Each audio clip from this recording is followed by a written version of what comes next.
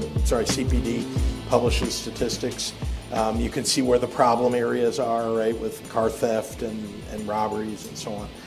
But shootings and murders have come down significantly. Again, doesn't make anybody feel safer to just hear a statistic. It will take some time, but that's something people should know. Governor J.B. Pritzker yesterday with Crain's Chicago Business talking about how, hey, violent crime's coming down, and it's something that people should know about.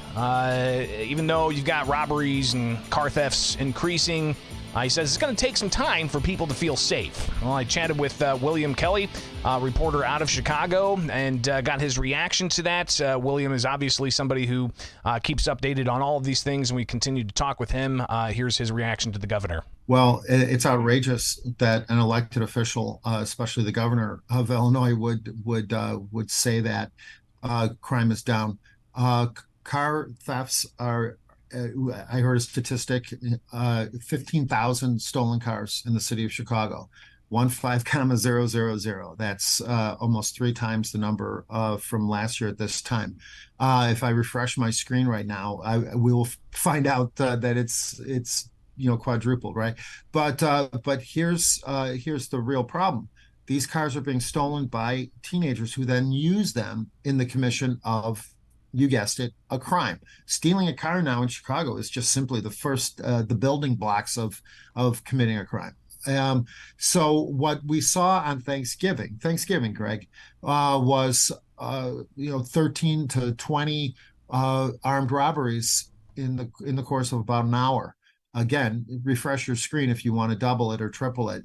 But the fact is that these are 3 to 4 teenagers jump out of a car, in some cases with a long gun, right?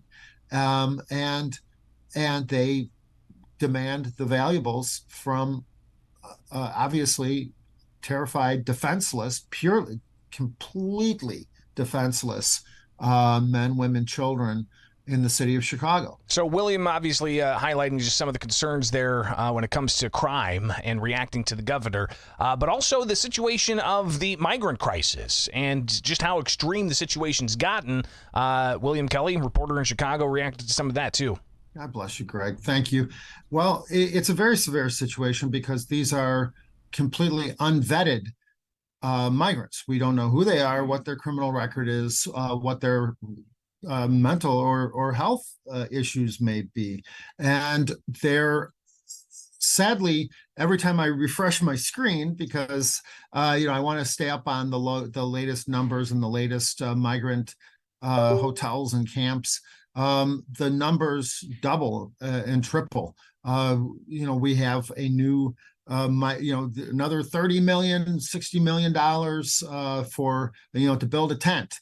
Where's the accountability? As a reporter, typically you get a chance to ask the elected officials questions like that, but in Chicago, now you're not even allowed to attend the press conferences, or at least I'm not, because of my history of asking questions that apparently politicians don't want to answer, and people desperately need the answers to. We have sadly a new development in the migrant crisis, the migrant issue, Greg, and that is repeat offenders.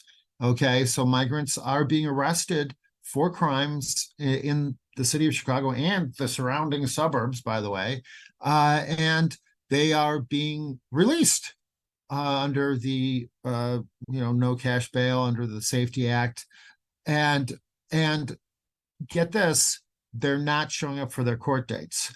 So it is a real mockery of our justice system, law and order, our society, the norms that we were obviously raised with and forced to adhere to.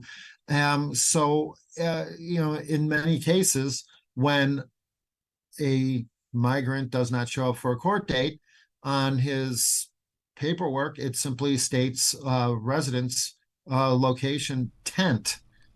Okay, I drive down Lakeshore Drive, I see nothing but tents. So it's a sad situation. Millions of dollars are being somehow spent or misspent. We don't know who is getting, where this money is being spent. But one thing is for sure, it's not improving the situation in Chicago, Greg. So that's all I've got for you today. Obviously, we'll be tracking all of these stories and more. Be sure to like, subscribe, hit the notification bell. I got to get out of here, guys. All right, it's got to get to work. So have yourself a wonderful rest of the day. What is it, only Tuesday? All right, we'll see you back here tomorrow morning, 7:30, 7:45-ish. Who knows? But regardless, thanks for checking it out, all right? It is Bishop on Air. Have a great rest of your day.